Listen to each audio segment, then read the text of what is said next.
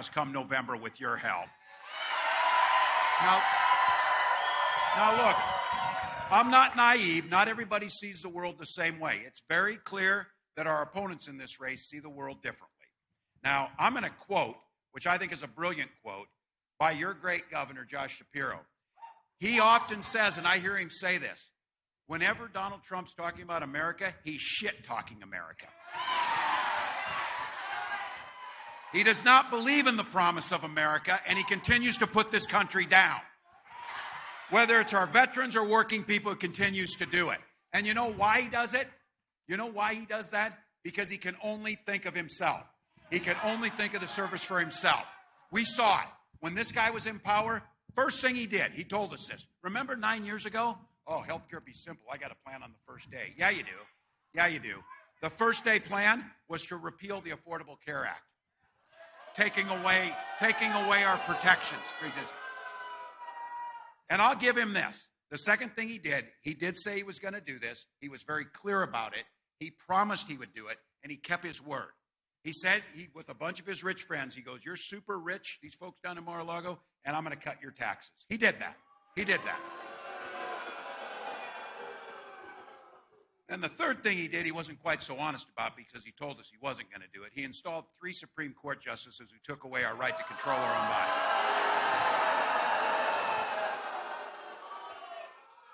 He did all that before he tried to violently overthrow our democratic government, too, by the way.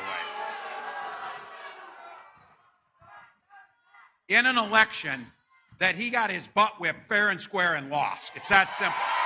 It's that simple. Look, I'm not telling Pennsylvanians anything you don't already know. Under Donald Trump, you lost 275,000 jobs during the Trump years. Under Joe Biden and Kamala Harris, with Josh Shapiro, you gained back 550,000 in the last 4 years. With the leadership of your elected officials here, you've got some of the lowest unemployment in history here in Erie. So you know, we can't afford 4 more years of this guy. What I will say is good about this one is, he's been very clear about this. He's promised to pick up right where he left off the last time. But I will say this, he's learned a little something, and it's going to be much, much worse if he gets the opportunity. What's really good is, we don't have to guess what he's going to do, because they wrote it out in a 900-page manual called Project 2025.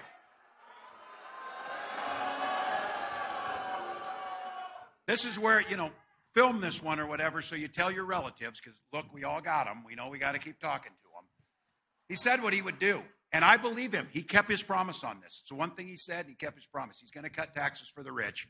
His tariffs will have a $4,000 a year tax hike on all of you. There's not a single economist in the country or any banker or anybody else who knows anything about economics does not believe the tariffs he's proposing will not fall right on you in the products that you buy. It's exactly the way it works.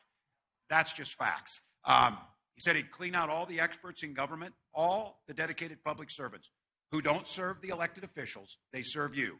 He's going to clean them out and put his loyalists in to make sure they do it.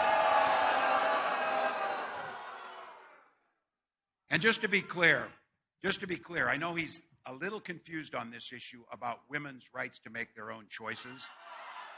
But I want to be very clear. He does not trust women, but women do not trust him. He will ban abortion.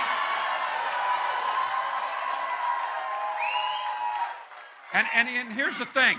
Cutting taxes for the wealthy, taking away your personal bodily autonomy, making it more difficult for the middle class, raising the cost of insulin. The question I keep asking, and I want Republicans and I want Donald Trump and J.D. Vance to answer, who the hell is asking for this agenda? Who's asking for that agenda? I don't think those folks standing out here in the red hats want that agenda because it's damn sure going to hurt them. No one's asking. No one's asking. So here's the deal. He openly says these things that we need to talk to our relatives about. And all of you know, I need to talk to my relatives too. Trust me on this. Nothing makes you more Midwestern than having your family be on this stuff. But look, they're talking about cutting Social Security and Medicare, repealing the Affordable Care Act and protections like this. And I keep saying this, repealing and destroying Social Security and Medicare. If you're a billionaire, you don't give a damn about Social Security or Medicare. if you're my mom who has to pay her heat bill and her food with it, it matters a lot. The vast majority of people care about this. They care about it. And I'm going to give a big shout out. You saw AFL-CIO up here. You saw Teachers Union. You saw building trades up here. Look, we know who built America. It was union labor built America.